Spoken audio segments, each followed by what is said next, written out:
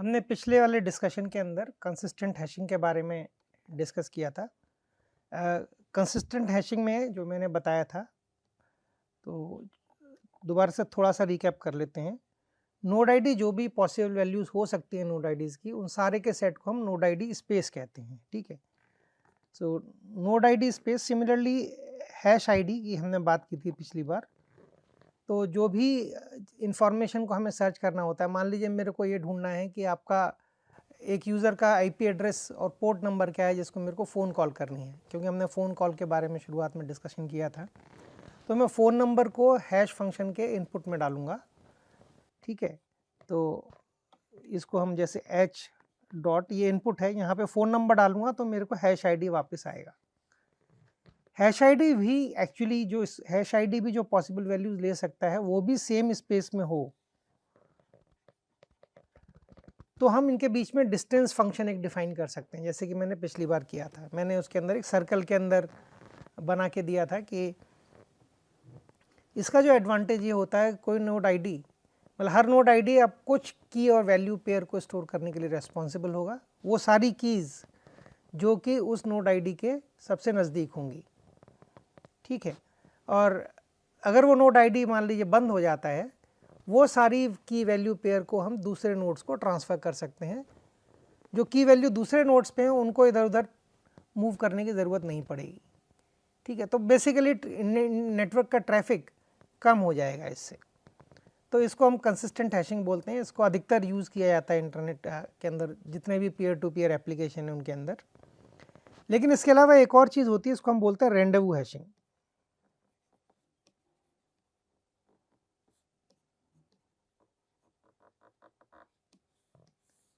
रेंडवू hashing के अंदर node ID ज़रूरी नहीं है कि नोड आईडी और हैश आईडी का स्पेस सेम हो, वो अलग अलग भी हो सकते हैं। तो जैसे कि हम मान लेते हैं कि हमने एक नोड लिए, और जैसे कि हमने शुरुआत में सिंपल हैशिंग फंक्शन लिया था, हमने सीरियल में नंबर दे दिए थे। हमने जो हैश आईडी और नोड आईडी की रेंज सेम करके उसमें से रैंडमली पिक नहीं किया था। कंसिस्टेंट हैशिंग में हम वैसा करते हैं, उसमें नहीं किया था। हम वही करते हैं, हमने नंबर लिया 0, 1, 2, 3, 4, 5 और 6। ठीक है, अब यहाँ पे ये समस्या थी कि मेरे को हमेशा या तो मॉड्यूलो 7 यहाँ करना पड़ता। अगर एक नोड मर जाता है या बंद हो जाता है तो मैं दोबारा से रीनंबरिंग करता हूँ, फिर मेरा मॉड्यूलो चेंज होता है, तो सारा ट्रैफिक चेंज होता था। इसलिए हमने फिर कंसिस्टेंट हैशिंग की शुरुआत की। इस केस में हम ऐसा कर सकते हैं, जो भी नोड आईडी है और जो भी हैश आईडी है, इसको एक फंक्शन के अंदर ट्रांसफ़र करते हैं। इस फंक्शन को हम बोलेंगे डिस्टेंस फंक्शन कह सकते हैं, या कोई भी फंक्शन, आर्बिट्ररी फंक्शन। ठीक है, सो कंसिस्टेंट हैशिंग रेंडवू हैशिंग का एक स्पेशल केस होता है, तो वो एक सर्टेन एक प्रॉपर्टी को सेटिस्फाई करता है। तो उस रेंडवू हैशिंग के फंक्शंस को भी यूज़ कर सकते हैं, अगर बशर्ते वो प्रॉपर्टी सेटिस्फाई होती हो। तो इससे जो भी वैल्यू आती है, तो अब इसमें से कौन से हैश आईडी, कौन से की वैल्यू, अगर मेरे पास कोई की वैल्यू पेयर को स्टोर करना है, ठीक है, तो ये किसके पास जाएगा, इसको ढूंढने के लिए हम की को हैश करेंगे और हैश आईडी निकालेंगे। हैशिंग करने के बाद इस हैश आईडी को मैं यहाँ पर रखूँगा। अब मेरे पास जितने भी नोड हैं उन सबको बारी बारी से यहाँ पर डालूँगा। उसमें से अब मेरे पास 7 वैल्यू आ जाएंगी, क्योंकि 7 नोड हैं। जिस भी नोड के लिए ये वैल्यू सबसे कम या सबसे ज़्यादा, जो आप चाहें, लेकिन अगर आप कम यूज़ कर रहे हैं तो हर किसी को कम यूज़ करना है, तो ये उस पर्टिकुलर नेटवर्क का स्टैंडर्ड हो जाएगा। अगर ये ज़्यादा आप मानते हो सबसे ज़्यादा वाले को चूज़ करना है, तो सबको सबसे ज़्यादा वाले को चूज़ करना है। जो भी सबसे कम जिसकी वैल्यू होगी, वो नोड आईडी रेस्पॉन्सिबल होगा इस की वैल्यू पेयर को रखने के लिए। ठीक है, इसको बोलते हैं रेंडवू हैशिंग। लेकिन इसमें एक समस्या ये होती है कि मेरे को ये पता करना है किसके पास की वैल्यू पेयर है, तो मेरे को सारे नोड आईडीज़ पता होने चाहिए, तभी मैं उनको बारी बारी से इसमें डाल के चेक कर सकता हूँ किसके पास वो की वैल्यू पेयर होगा। इसमें ये करना पड़ता है। ना इसका मतलब अगर कल मेरे पास मान लीजिए 1 करोड़ लोगों के 1 करोड़ नोड हैं, उनका मेरा नेटवर्क बन जाता है, तो हर आदमी को 1 करोड़ नोड्स के नोड आईडी को रखना पड़ेगा और उन सबको कंपैरिजन करना पड़ेगा। तो मैं 1 करोड़ वैल्यूज़ को कंप्यूट करूँगा फंक्शन को 1 करोड़ बार, फिर पता करूँगा कि किसके पास है और सीधे फिर उसको बात करूँगा, ये तो बहुत ज़्यादा हो जाएगा, ये बड़ा एफिशिएंट सिस्टम नहीं है, ठीक है। क्योंकि जबकि मैं कंसिस्टेंट के अंदर बहुत सिंपल है, मैं खाली अपने नेबर या क्लोजेस्ट नेबर के बारे में जानकारी रखता हूँ। अगर हैश आईडी मेरे नज़दीक नहीं है, मेरे किसी नेबर के नज़दीक है, तो मेरे को उसको हैंडओवर कर देना चाहिए, क्योंकि वो जो नेबर है वो उसके रूट नोड के पास से नज़दीक होगा, ठीक है, वो रूट नोड को जल्दी पहुँचेगा मेरे बजाय।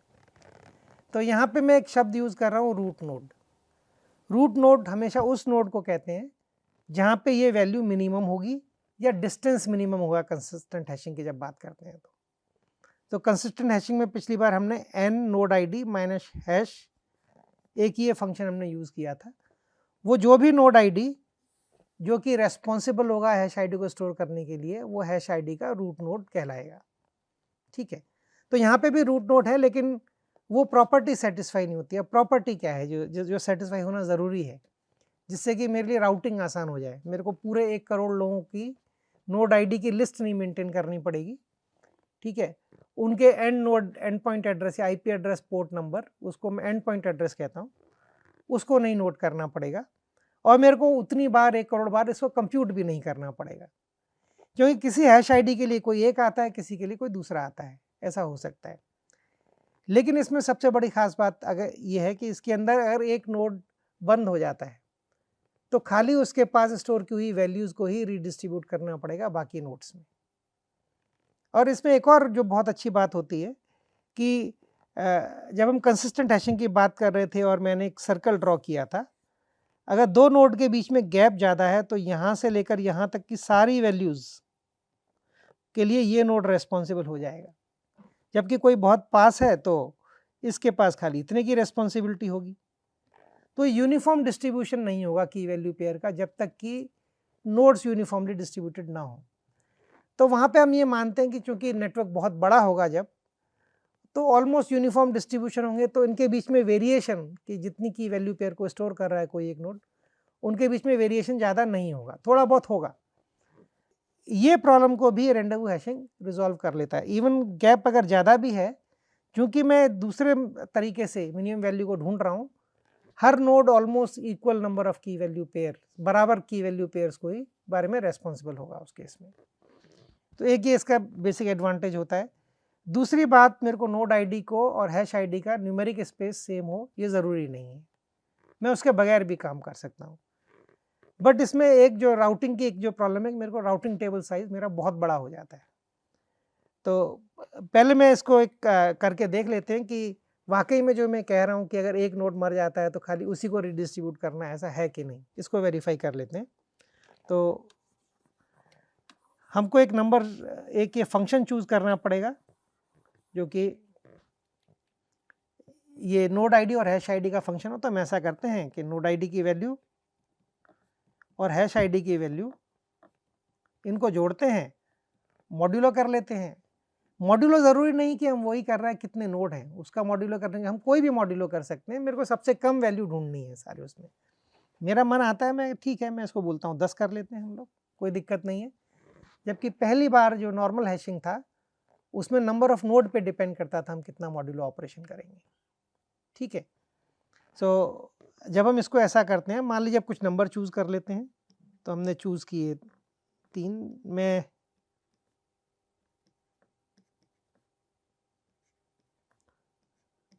मान लीजिए ये नंबर है। अब इन ये हैश आईडी है बेसिकली, तो कोई भी की है उसको हैश कंप्यूट किया, उससे ये निकल आया। और या की अगर आप न्यूमेरिक कीज़ हैं, जैसे रोल नंबर हुआ तो रोल नंबर को हम सीधे यूज़ कर सकते हैं। तो hash function can also be this input is equal to output is also hash function in a way, okay. तो उस केस में जो जितनी पॉसिबल इनपुट्स होती हैं और जितनी पॉसिबल आउटपुट्स होती हैं हैश फंक्शन की, वो बराबर हो जाती हैं पॉसिबिलिटीज़, ठीक है। तो अब हम इसको इसमें डाल सकते हैं और चेक कर सकते हैं कौन सा कहाँ जाएगा। तो 25 को जब हम जोड़ेंगे यहाँ पर और 10 के साथ मॉड्यूलो करेंगे और वैल्यू निकालेंगे, हम सीधे जोड़ के भी निकाल सकते हैं, कोई दिक्कत नहीं है उसमें। तो अगर हम सबको सीधे जोड़ के निकालते हैं तो हमेशा सारे लोग 0 के पास जाएंगे। अगर मैं ये कर देता हूँ node ID plus hash ID, ये मेरा वैल्यू है, तो खाली नोड आईडी 0 के लिए सबके लिए मिनिमम आएगा, सब लोग नोड आईडी 0 पे जाएंगे। अच्छा हैश फंक्शन नहीं है तो इसको नहीं यूज़ करना है, ठीक है। एडिशन वाला अच्छा हैश फंक्शन नहीं है। हम मॉड्यूलो वाले फंक्शन को यूज़ कर सकते हैं, हम सब्सट्रैक्ट कर सकते हैं, हम और भी जो चाहें वो ट्राई कर सकते हैं। एंड लेकिन कोशिश करना है कि यूनिफॉर्म डिस्ट्रीब्यूशन हो। मॉड्यूलो एक अच्छा ऑपरेटर है। तो 25 और 0 को जब हम करते हैं तो हमारा आता है वैल्यू, 10 को मॉड्यूलो करेंगे तो 5 आएगा, 25 को 3 के साथ करेंगे तो मेरे पास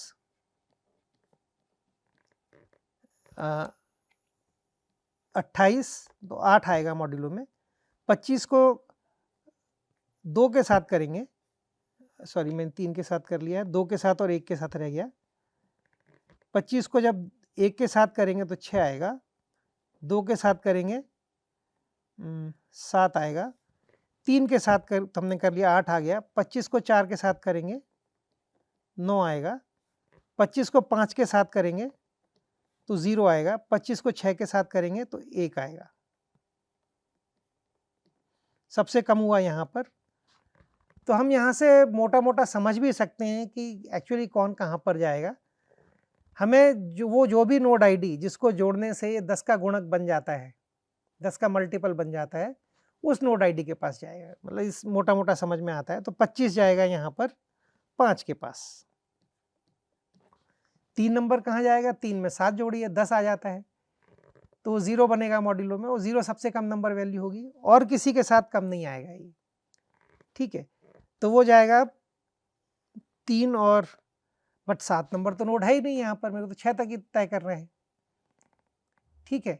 तो इसका मतलब अगर मैं 3 में 6 जोड़ता हूँ तो 9 बन जाता है, तो मॉड्यूलो 9 आ जाएगा। 3 में 0 करता हूँ तो 3 आता है, तो 0 पे जाएगा ये, क्योंकि 0 के साथ कम से कम वैल्यू होगी इस केस में, तो ये 3 यहाँ पर पहुँच जाएगा, ठीक है। और किसी के साथ नहीं आ सकता है। 3 और 1 जब 4 करेंगे तो 4 मॉड्यूलो हो जाता है, 3 और 6 में 9 मॉड्यूलो हो जाता है। 1 को करेंगे इसी तरीके से, तो 1 को किसी के साथ भी जोड़ेंगे और मॉड्यूलो 10 करेंगे तो ज़्यादा वैल्यू होगी, जबकि 0 के साथ सबसे कम 1 आएगा, तो 1 भी यहाँ पर जाएगा। 5 नंबर को करेंगे तो 5 और 5 10, तो 5 यहाँ पर जाएगा। 10 कहाँ पर जाएगा? 10 और 0 को मॉड्यूलो करेंगे तो 0 आ जाता है, तो 10 भी यहाँ पर आएगा। 12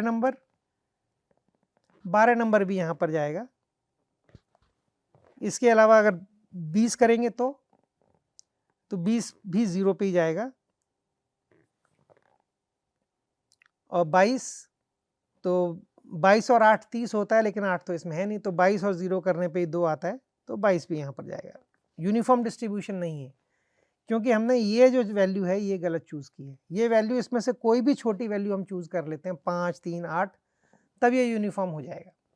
और जब कभी मान लीजिए एक से ज़्यादा 2 नोड हैं जिन पे मिनिमम वैल्यू होती है, तो उसमें हम एक नया नियम बना सकते हैं कि जिस भी नोड आईडी की वैल्यू न्यूमेरिकली छोटी होगी हम उसको चूज़ कर लेंगे, या बड़ी, जो लेकिन मतलब आपको कंसिस्टेंट होना पड़ेगा, हमेशा वही सिद्धांत वही नियम को यूज़ करना है। तो ये हुआ रेंडेवू हैशिंग।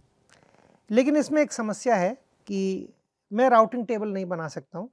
उसका रीज़न ये है कि ए के पास अगर नोड आईडी है, एक बी नोड आईडी है, सी है जहाँ पे मेरा हैश आईडी पहुँचना चाहिए। तो हैश आईडी और इसके बीच में जब मैं कंप्यूट करता हूँ फंक्शन को, तो मिनिमम वैल्यू आती है। तो मान लीजिए ए के पास खाली इंफॉर्मेशन बी की है, तो मैं ए और बी के बीच को मैं भी एफ फंक्शन को यूज़ कर सकता हूँ कि नहीं कर सकता हूँ, ये समस्या है यहाँ पर, ठीक है। तो अगर मैं ए और बी के बीच में एफ फंक्शन यूज़ करता हूँ तो मेरे को एफ ए बी, मैं इसको यूज़ करूँगा, मैं उन सारे नोड्स को जो कम से कम एटलीस्ट उन सारे नोड्स को मैं अपने राउटिंग टेबल में जरूर रखूँगा जहाँ जिनका एफ ए बी कम होगा। ए हमेशा उन नोड्स को तो कम से कम रखेगा ही जो उसके सबसे नज़दीक है, ठीक है। ये बहुत इंपॉर्टेंट चीज़ है। तो मान लीजिए बी वैसा नोड है, और अब इसको पता करना है कि एच की वैल्यू बी के नज़दीक है कि ए के नज़दीक है। ठीक है। अगर वो बी के नज़दीक है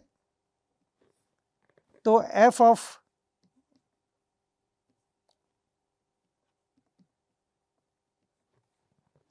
ए बी, लेकिन मान लीजिए रूट नोड जो है वो यहाँ पर है, ये जो हैश आईडी है वो इधर है,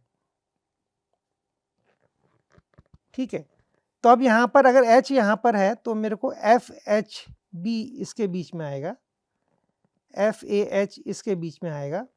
तो एफ ऑफ ए एच हमेशा बड़ा होना चाहिए एफ ऑफ बी एच के, तभी मैं बी को हैंड ओवर करूँगा, ठीक है।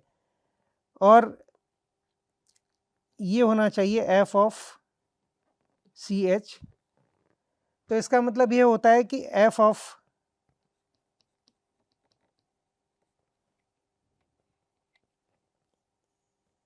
ए सी हमेशा बड़ा होगा एफ ऑफ बी सी। अगर ये कंडीशन सेटिस्फाई करती है तो ये हमेशा सेटिस्फाई होगी। अगर आप ये कर पाएँ तब आप हमेशा राउटिंग टेबल बना सकते हैं, ठीक है। अदरवाइज आप राउटिंग टेबल को नहीं इस्तेमाल कर सकते हैं, आपको सारे नोड्स की लिस्ट को मेंटेन करना पड़ेगा अपने नोड में। रेंडवू हैशिंग के स्पेशल केस में, जिसको हम कंसिस्टेंट हैशिंग बोलते हैं, ये प्रॉपर्टी सेटिस्फाई होती है हमेशा, ठीक है, जिसकी वजह से हम राउटिंग टेबल को इस्तेमाल कर सकते हैं। तो बहुत सिंपल सा सिद्धांत होता है कि मैं किसी हैश आईडी को अपने नोड आईडी से के साथ में फंक्शन को कंप्यूट करता हूं और मैं अपने नेबर के साथ भी कंप्यूट करता हूं, ठीक है। और अगर मेरे नेबर के साथ उस फंक्शन की वैल्यू कम आती है तो मैं अपने नेबर को हैंड ओवर कर देता हूं, वो अपने नेबर से कंप्यूट करता है। और चूंकि मेरी राउटिंग टेबल में इस कम से कम वैल्यू वाले नोड मेरे पास ऑलरेडी हैं, तो हमेशा ये पॉसिबल होता है मैं एक एक करके इनको हैंड ओवर कर सकता हूँ, एक से दूसरे में हमेशा पहुँच जाएंगे। ये अभी ऑब्वियस हो जाएगा जब हम कॉर्ड को डिस्कस करते हैं। ये हुआ रेंडवू हैशिंग, और ये पर्टिकुलर प्रॉपर्टी को सेटिस्फाई होना होता है। तो अब आते हैं हम कॉर्ड के ऊपर। तो पिछली बार रेंडवू हैशिंग मैंने कंप्लीटनेस के लिए बताया है, बट हम जनरली कंसिस्टेंट हैशिंग को ही यूज़ करते हैं। तो वो एक स्पेशल केस है रेंडवू हैशिंग का। तो हम जो फंक्शन डिफाइन करते हैं उसको हम बोलते हैं डिस्टेंस फंक्शन।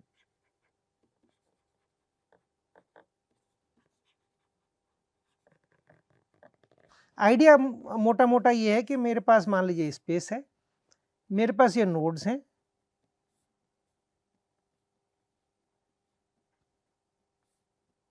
और सबसे बड़ी चीज़ मेरी हैश वैल्यू जो है, मेरा हैश वैल्यू ये है हैश आईडी। तो जो भी नोड सबसे नज़दीक होगा मेरे, ये नोड इस की वैल्यू को स्टोर करने के लिए रेस्पॉन्सिबल होगा। तो यहाँ पर ये की वैल्यू स्टोर होगी, और हर नोड अपने नज़दीकी नोड्स के बारे में जानकारी रखता है, कम से कम एक या दो। तो इसने मान लीजिए इन दो के बारे में जानकारी रखी है, इसको थोड़ा दूसरे रंग में दिखाते हैं। तो इसको इसके बारे में जानकारी है, इसको इसके बारे में जानकारी है, अपने नेबरिंग नोड्स के बारे में आपको जानकारी होनी चाहिए।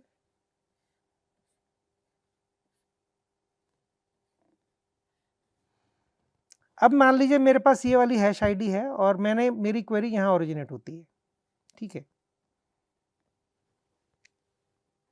ये हैश आईडी है, तो इसका मतलब इन तीन में से कोई एक रेस्पॉन्सिबल होगा। तो ये हैश आईडी की क्वेरी यहाँ पर आई, तो ये क्या करेगा, इस हैश आईडी को अपने से, तो इसका मतलब इसकी दूरी जो है यहाँ से यहाँ तक नापेगा डिस्टेंस फंक्शन से, और अपने नेबर से भी नापेगा, और देखेगा ये वाला नेबर क्लोज है तो क्वेरी को यहाँ पे हैंड ओवर कर देगा। तो ये क्वेरी अब आ गई यहाँ पर, ये अपने से और अपने नेबर से नापेगा, ठीक है। तो ये राउटिंग टेबल का स्पेशली खासियत होती है, अपने जितने भी नेबर्स हैं उनको तो आपको रखना ही रखना है, ठीक है। उसके अलावा हम कुछ शॉर्टकट भी मारते हैं, तो शॉर्टकट मैं अभी बताऊंगा जब हम कॉर्ड पे आते हैं। तो ये अपनी क्वेरी को अपने यहाँ से डिस्टेंस को और इस हैश आईडी से अपना डिस्टेंस और इस आईडी से नेबर का डिस्टेंस कंप्यूट किया, नेबर को हैंड ओवर कर दिया, ठीक है।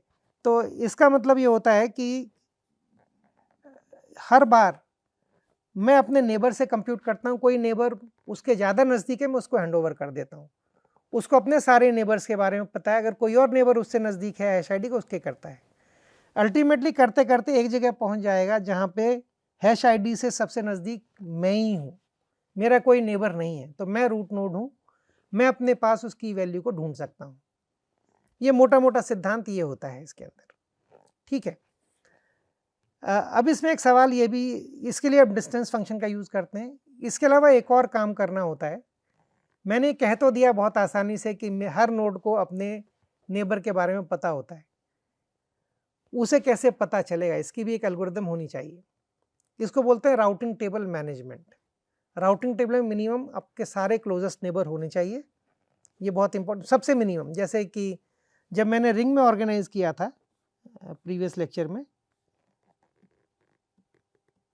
तो चूंकि रिंग में ऑर्गेनाइज थे तो नेबर मीन्स ये दोनों नेबर्स हैं, तो नज़दीकी कम से कम 2 एंट्री होना ज़रूरी था, तो सर्कल बन गया था, वो कॉर्ड नहीं था, अब उसको कॉर्ड में कन्वर्ट करेंगे, ठीक है। बट ये बन कैसे जाता है, तो अगर आप दोबारा से प्रीवियस लेक्चर को देखेंगे तो मैंने उसमें बताया था कि एक नया नोड जब आता है वो किस तरीके से किसी भी एक नोड के पास चला जाता है और उसको अपने बारे में बताता है, बदले में वो अपने नेबर्स के बारे में उसको बताता है।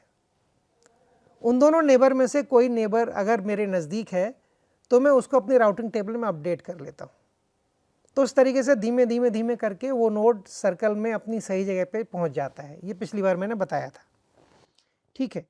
तो ये एक्चुअली सर्कल नहीं है, 2 डायमेंशन के अंदर है, 2 डायमेंशन में ज्योमेट्री में बनाया है, 2 में 3 में एन डायमेंशंस में भी पॉसिबल होता है ये चीज़, ठीक है। ये अल्टीमेटली डिस्टेंस फंक्शन की प्रॉपर्टी है। तो जितने ज़्यादा डायमेंशन होंगे उतनी मिनिमम राउटिंग टेबल एंट्री तो आपको मेंटेन करनी ही पड़ेंगी, ठीक है। तो इस केस में ये चूंकि एक डायमेंशन के अंदर है लेकिन ये फोल्ड किया हुआ है, एक ही डायमेंशन है, लास्ट में ये रैप अराउंड कर दिया है, तो यहाँ से लास्ट में इधर कनेक्ट कर दिया है मैंने, इस तरीके से सर्कल बनता है। तो एक्चुअली है एक ही डायमेंशन, बट ये फोल्ड ओवर हो गई, इनफाइनेटली एक्सटेंडेड डायमेंशन नहीं है, क्लोज डायमेंशन है ये, तो इसलिए इसमें मिनिमम 2 नेबर चाहिए होते हैं, ठीक है। तो जितने डायमेंशन है उसमें +1 आप कर ली, मतलब मल्टीप्लाइड बाई 2 दोनों दिशाओं के अंदर फोल्ड ओवर किया हुआ है। तो अगर मैं इसी को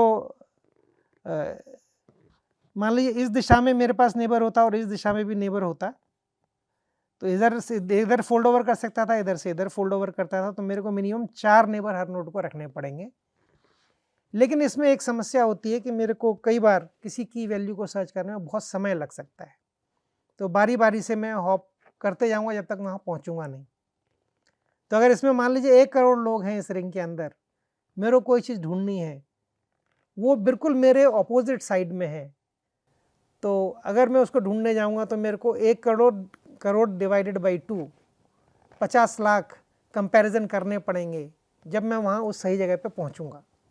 उसमें एक ये मुख्य समस्या है, इसको रिजॉल्व करना है। तो हमने कॉन्सेप्ट ऑफ डिस्टेंस फंक्शन हमने देख लिया है, ठीक है। तो अब आते हैं इसको कॉर्ड बनाने के लिए।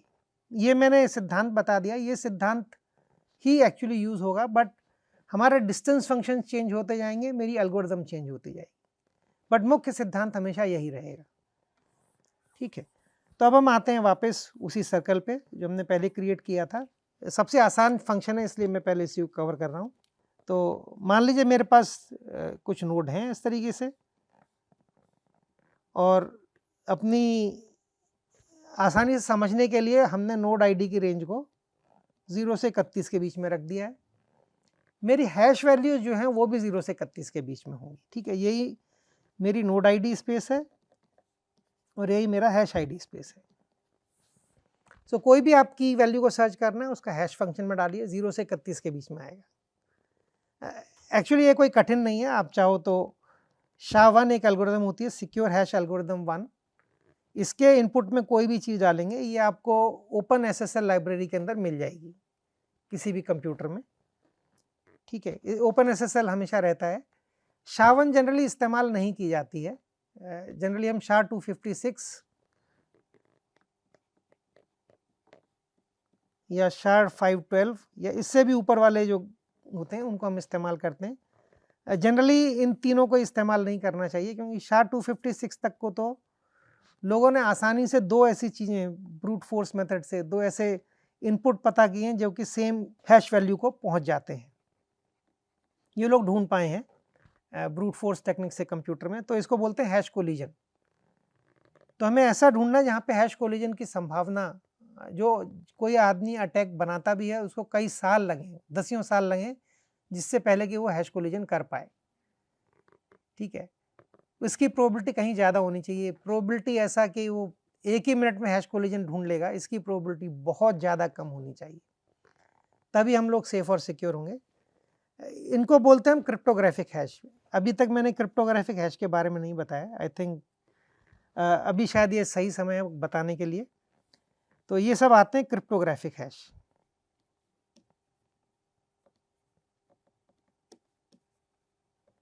इससे पहले ये जो मॉड्यूलो वाला हैश था, hash ID plus node ID modulo 10, वो क्रिप्टोग्राफिक हैश नहीं था। क्रिप्टोग्राफिक हैश की खास बात ये होती है कि ये मेरी इनपुट है, इनपुट में इनफाइनाइट पॉसिबिलिटीज हो सकती हैं। आप पूरी किताब इसमें डाल सकते हैं एज ए कैरेक्टर, आप अपना नाम डाल सकते हैं, आप एक कैरेक्टर भी डाल सकते हैं, नंबर भी डाल सकते हैं, आप कुछ भी डाल सकते हैं इसमें, कुछ भी स्ट्रिंग ऑफ बिट्स। तो ये इनफाइनाइट सेट होता है। इसको जब हैश फंक्शन में हम डालेंगे तो हम एक फाइनाइट सेट के अंदर मैप करते हैं इसको। मान लीजिए SHA-1 ये एक्चुअली 160 बिट का आउटपुट देगा हमेशा। सो 2⁻160 पॉसिबिलिटीज, ये भी बहुत ज़्यादा पॉसिबिलिटीज़ हैं। 2⁻160 का मतलब होता है अगर पूरी दुनिया के जितने भी एटम हैं, न्यूट्रॉन्स, व्हाटएवर जितने भी अवेलेबल हैं, सबको जोड़ लेते हैं तो भी उनकी संख्या इससे कहीं कम होगी। ये इतना बड़ा नंबर होता है। ठीक है, तो दुनिया में जितने भी अक्षर लिखे गए हैं उन सब अक्षरों को भी जोड़ लेंगे तो भी इससे नंबर कम होगा। तो जनरली जब इस हैश फंक्शन को डालते हैं तो हम यहाँ पर हैश कोलिजन की संभावना बड़ी कम होती है। तो ये बड़े आश्चर्य की बात है, कंप्यूटर के थ्रू SHA-256 को हम लोग हैश कोलिजन कर पाए हैं। ठीक है, जबकि संभावना बहुत कम है, रैंडम करने पे तो नहीं होती है, बट ये एक ब्रूट फोर्स मेथड से किया गया है। अच्छे कंप्यूटर के थ्रू ये पॉसिबल होता है। ठीक है, तो क्रिप्टोग्राफिक हैश की बहुत एक अच्छी खास बात होती है, अगर दो में बहुत ही नज़दीकी वैल्यू, तो मान लीजिए आपका नाम है, ठीक है, तो मैं अपना नाम ही लिख लेता हूँ। तो लेकिन किसी ने गलती से मेरा नाम चेंज कर दिया। बहुत लोग ये लिखते हैं ये गलत है, ये मेरा स्पेलिंग नहीं है। इसको भी हैश फंक्शन में डालते हैं और इसको भी हैश फंक्शन में डालते हैं। आप बोल देंगे एक ही तो बदलाव है छोटा सा, ये और ये इतना ही तो चेंज है। तो इसका मतलब जब मैं हैश कंप्यूट करूंगा दोनों बड़े नज़दीक आने चाहिए। ये गारंटी नहीं होती है क्रिप्टोग्राफिक हैश में। ठीक है, ये संभावना कि इनके बीच में डिस्टेंस कितना होगा, ये इस डिस्टेंस से, इनके बीच की दूरी से इंडिपेंडेंट होती है, बिल्कुल इंडिपेंडेंट होती है। तो एक आपको मान लो हैश यहाँ पे देगा तो दूसरा कहीं और दे सकता है विद इक्वल प्रोबेबिलिटी। तो किसी भी तरीके से आप इन दोनों की नज़दीकी से पता नहीं कर सकते हैं। और आपको इसमें समस्या ये होती है, अगर आपने पहला शब्द डाला, पहला हैश वैल्यू मिल गया, कुछ देर बाद आपको दूसरी हैश वैल्यू मिली जो उसके बहुत नज़दीक है। अगर ये प्रॉपर्टी क्लोजनेस की सेटिस्फाई होती है तो मैं रिवर्स कंप्यूट कर सकता हूँ कि मोस्ट लाइकली दूसरा वर्ड क्या होगा, ये मैं गैस कर सकता हूँ। अब ये गैस करना पॉसिबल नहीं होता अगर ये क्रिप्टोग्राफिक हैश है तो। ठीक है, तो ये रिलेशनशिप जो होती है इंडिपेंडेंट हो जाती है डिस्टेंस, सेपरेशन बिटवीन जो दो शब्द हैं जो इनपुट में जा रहे हैं और दो चीज़ें जो बाहर आ रही हैं आउटपुट में। क्रिप्टोग्राफिक हैश की एक खास बात होती है। तो अगर आप उसके बारे में जानना चाहते हैं तो आप इंटरनेट पे ढूंढ सकते हैं ये एल्गोरिदम कैसे काम करती हैं। तो ये कोई फार्मूला नहीं होता है मैथमेटिक्स का, ये बस आप जंबल अप कर दीजिए, बट इतना जंबल अप कर दीजिए कि आपको पहचानना मुश्किल हो जाए। ठीक है, तो इतना बिगाड़ना है कि बिगाड़ने के बाद आपने अंदर क्या डाला था वो पहचानना मुश्किल, उल्टा नहीं कर सकते। तो अगर आपको यहाँ पे मालूम है तो आप यहाँ से इधर तो जा सकते हैं, इधर से उल्टा आना असंभव होना चाहिए, ये असंभव होना चाहिए, इम्पॉसिबल। ठीक है, ये बहुत बड़ी खासियत होती है किसी भी हैश फंक्शन के लिए। ठीक, मतलब इवन आसपास की नज़दीकी से भी आप ना कर पाएँ, ये इसलिए ज़रूरी है। तो हम जनरली क्रिप्टोग्राफिक हैश को यूज़ करते हैं हमेशा। उससे एडवांटेज ये होता है कि रिलेटेड इन्फॉर्मेशन या जो इन्फॉर्मेशन आपस में जुड़ी हुई है, वो इन्फॉर्मेशन आसपास के नोड्स के पास नहीं जाएगी, वो बिखर जाएगी पूरी दुनिया में। तो उससे अटैक होने की संभावना बड़ी कम हो जाती है और यूनिफॉर्म डिस्ट्रीब्यूशन भी हो जाता है। तो अब आते हैं इसके ऊपर। अब हम इसमें जो समस्या थी कि टाइम बहुत लगता है, तो हमने कुछ नंबर ले लेते हैं यहाँ पर।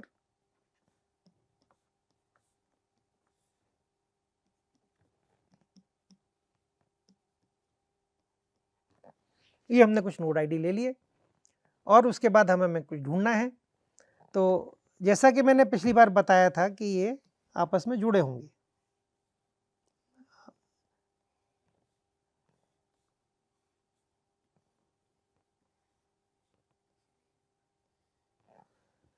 अब इसमें डिस्टेंस फंक्शन पहले हमको डिफाइन करना पड़ेगा, वो क्या होगा। तो मैंने पिछली बार बताया था कि यहाँ से शुरू करते हैं और यहाँ तक जो भी हैश आईडी इस रेंज में उसके लिए ये नोड रेस्पॉन्सिबल होगा। तो हम इसको मोटा मोटा ऐसे लिख सकते हैं कि नोड आईडी को हैश आईडी से को माइनस करते हैं, लेकिन यहाँ पे चूंकि बीच में कहीं ज़ीरो भी आता है तो 28 और 0 के बीच में डिस्टेंस निकालना मेरे लिए बड़ा मुश्किल हो जाएगा, नेगेटिव डिस्टेंस हो जाता है। तो अगर मैं मॉड्यूलो लेता हूँ n माइनस एच करके, तो नेगेटिव को हम पॉजिटिव कर सकते हैं, ठीक है। तो 0 और 28 के बीच का डिस्टेंस उस समय हो जाएगा मेरे पास 28, ठीक है। तो ये तो नज़दीक है ही नहीं, जबकि फोल्ड ओवर में नज़दीक होना चाहिए। तो हम इसमें थोड़ा सा बदलाव करते हैं, ठीक है। इसको हम जो भी मैक्सिमम वैल्यू है उसमें जोड़ देते हैं, 32 जोड़ देते हैं, ठीक है। इसको मॉड्यूलो 32 कर लेते हैं, ठीक है। अगर n h से बड़ा होगा तो मॉड्यूलो 32 करने पे 32 हट जाएगा। तो n h से बड़ा होने पे व्हेन n इज, जब n h से बड़ा है तो n माइनस एच वैल्यू होगी। जब n h से छोटा है, ठीक है, तो ये वैल्यू हो जाएगी। अब चूंकि नेगेटिव हो जाएगा तो 32 ऐड करेंगे तो 30 से कुछ नंबर कम आएगा, हम उसको एज ए डिस्टेंस ले सकते हैं। तो 28 और 0 के बीच में अब जो डिस्टेंस होगा यहाँ पर आप निकाल सकते हो, 0 28 प्लस 32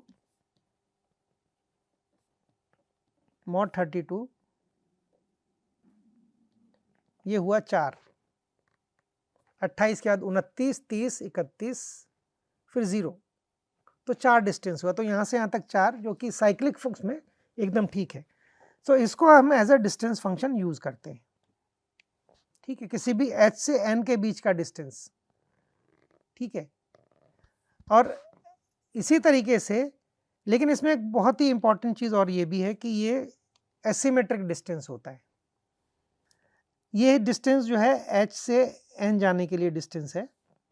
अगर n से h जाना हो डिस्टेंस तो फंक्शन चेंज हो जाता है, तो हो जाएगा h minus n plus 32 modulo 32।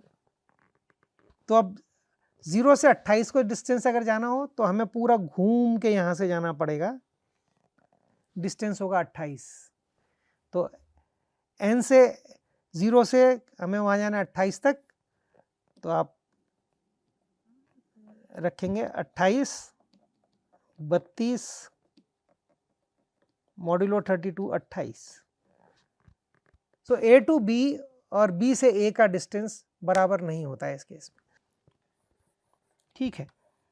और इसमें राउटिंग भी, चूंकि वो जो सिद्धांत जो पहले मैंने बताया था वो इसके अंदर सेटिस्फाई करता है कि जो मैंने बताया था कि यहाँ से a है, b है और c है, ठीक है। अगर h यहाँ पर है,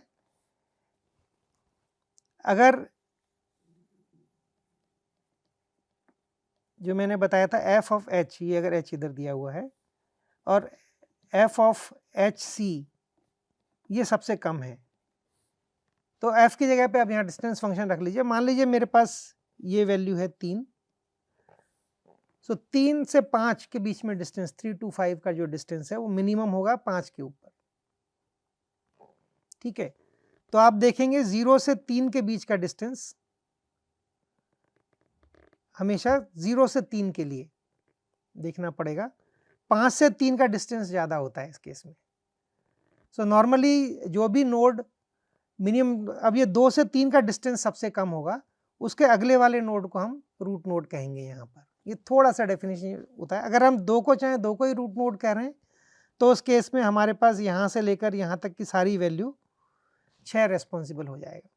तो उस केस में डिस्टेंस मिनिमम होता है 6 पे, ठीक है। बट जनरली कॉर्ड जब बनाया गया था उस टाइम की डेफिनेशन में उसके अगले वाले नोड को ही हम लोग रेस्पॉन्सिबल नोड मानते हैं।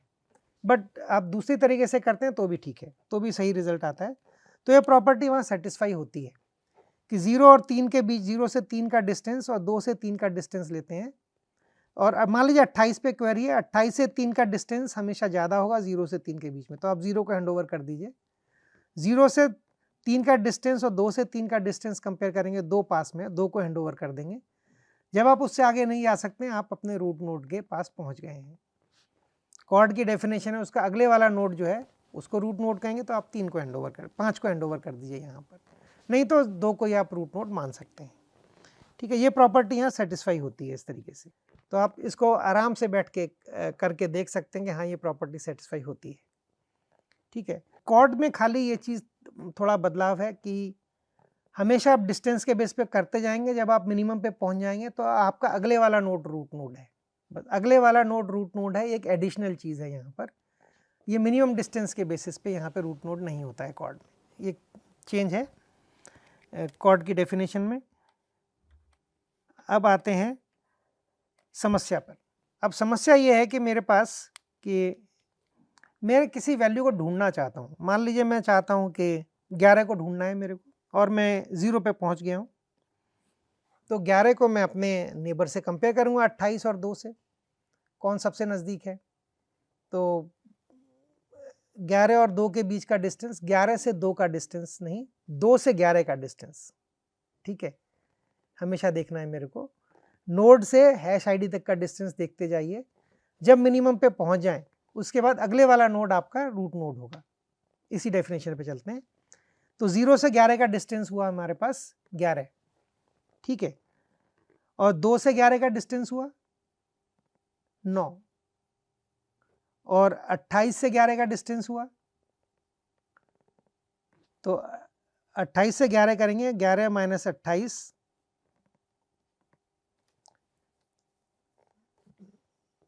ठीक है, प्लस 32 मॉड्यूलो 32। तो 28 और 32 से आ गए हमारे पास 4, 11 4 15, तो 15 हुआ डिस्टेंस। तो हमें हैंड ओवर करना है 2 को, 2 करेगा 5 को, 5 करेगा 6 को, 6, ये मिनिमम डिस्टेंस पे पहुंच गए। इसका अगला नोड रूट नोड है, तो हमने 12 को हैंड ओवर कर दिया, 12 के पास वो रिस्पॉन्स होगा, ठीक है, की वैल्यू पेयर होगा जो कि 11 के अकॉर्डिंग है, 11 उसकी हैश आईडी है। लेकिन मेरे को इतने कंपैरिजन करने पड़े, अब ये नंबर बहुत बड़ा हो जाए तो दिक्कत है। अब इसको कैसे करेंगे? तो इसमें बहुत साधारण सा है कि मैं खाली एक नोड 2 एंट्री क्यों, 2 नेबर की एंट्री क्यों रखें, हम ज़्यादा की भी रख सकते हैं।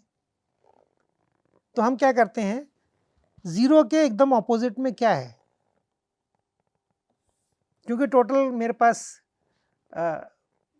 32 एंट्री पॉसिबल होती हैं, ठीक है, 0 से 31 तक, उसका आधा कर लेते हैं, तो वह 16 और 0 पे मीन्स 16 के लिए मैं एक पॉइंटर को मेंटेन करता हूँ। अभी तक कोई भी नोड नेक्स्ट नोड के लिए पॉइंटर मेंटेन करता था और प्रीवियस के लिए करता था, ठीक है। लेकिन अब मैं एक और एंट्री डालता हूँ मिडिल के लिए। सो अगर नोड आईडी मेरा n है तो n+1 मॉड्यूलो ऑपरेशन करेंगे, n-1 मॉड्यूलो, जब भी मैं +-1 कर रहा हूँ तो ये मॉड्यूलो ऑपरेशन है, +32 मॉड्यूलो 32 इस केस में, ठीक है। ये एडिशन इस तरीके से डिफाइन हो रहा है, तो हम इसको ऐसे लिख सकते हैं, ये होगा जिस नंबर को ऐड कर रहे हैं, ठीक है, तो साइक्लिक एडिशन है। अब चूंकि हमेशा एडिशन हो रहा है तो ये कभी भी नेगेटिव नहीं होगा, तो मॉड्यूलो करने की ज़रूरत नहीं है, या प्लस 32 करने की जरूरत नहीं, मैं सीधे मॉड्यूलो कर सकता हूँ। सबस्ट्रक्शन में मेरे को 32 ऐड करना पड़ता है, ठीक है। ये सबस्ट्रक्शन वाला पार्ट है, ठीक है, ये ऐड फंक्शन है। साइक्लिक फंक्शन, ये सबस्ट्रक्ट है, ये 11 से 28 का सबस्ट्रक्शन था, ठीक है। तो हमें बीच की एंट्री भी रखते हैं। तो बीच की एंट्री मीन्स जो भी नोड इस पर्टिकुलर वैल्यू, इस हैश आईडी का रूट होगा, ये हैश आईडी अगर मेरी नोड का नोड आईडी 0 है, 0 प्लस 16 नोड आईडी होगा, जो भी 16 नोड आईडी के लिए रेस्पॉन्सिबल है नोड है, मैं उसकी एंट्री को रखूंगा। मैं 3 एंट्री रखूंगा यहाँ पर। अब मेरे को कितनी बार सर्च करना पड़ेगा, मान लीजिए 1 करोड़ लोग हैं तो अगर मेरे को मालूम पड़ा मेरे से मैं 50 लाख जोड़ता हूं तो उसके आगे वाले में है कि उसके पीछे वाले में है। अगर उसके आगे वाले में है तो मैं सीधे यहाँ से यहाँ पे इस नोड पे जंप कर दूंगा और फिर सर्च करने लग जाऊंगा। तो अब मेरे को अंदाजन कितने बार सर्च करना पड़ेगा, 25 लाख जमा 1, ठीक। तो मैंने अब नंबर कम कर दिया, पिछली बार एवरेज 50 लाख था, तो 25 लाख जमा 1 हो गया।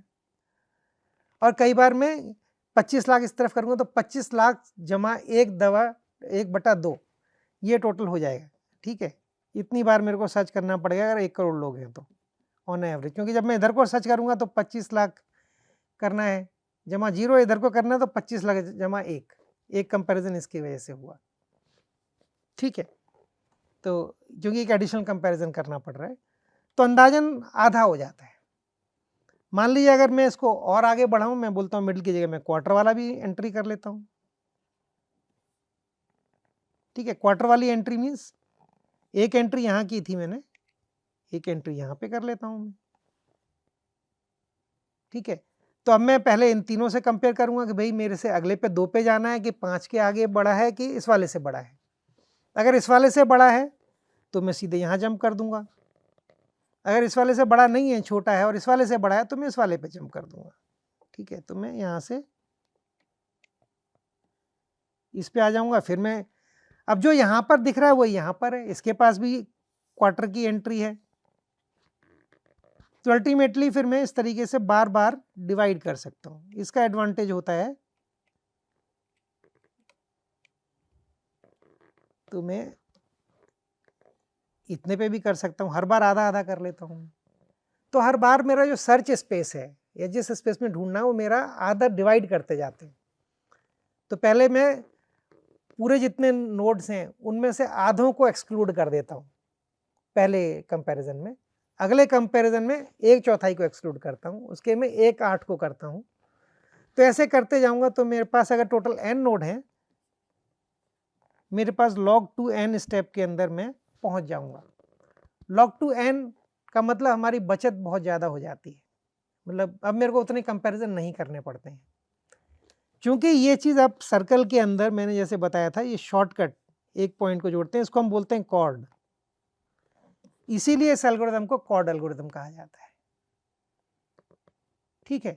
तो अभी इस सेशन को, डिस्कशन को यहीं पे समाप्त करते हैं।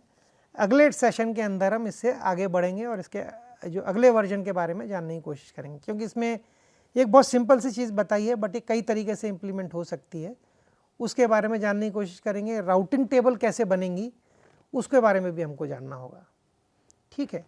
So thank you. इसके साथ अब अगले लेक्चर में बात करेंगे।